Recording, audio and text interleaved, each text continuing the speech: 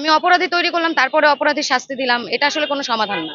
আমার মনে হয় ইমফাসাইজ বা ফোকাস করার কারণে আরো যেই মানে পটেনশিয়াল রেপিস্ট বলেন বা পটেনশিয়াল ইফটিজাররা বলেন, তারা ডানা মেলে ওরা শিখছে। আপনি হচ্ছে একটা বাবা যে মেয়েকে ধর্ষণ করছে, তাকে কি বোঝাবেন? তাকে রাষ্ট্রের শাস্তি বোঝাবেন না এডুকেশন বোঝাবেন?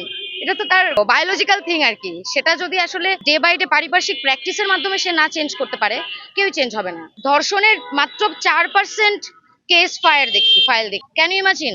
এটার কারণ হইতেছে মানে মেয়েদের সম্মানের বিষয়।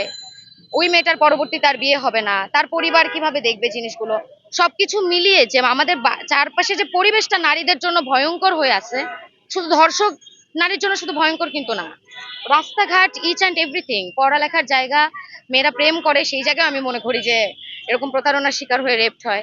তো আলটিমেটলি পুরাটাই খুবই রুট লেভেলের শিক্ষা থেকে শুরু করতে হবে।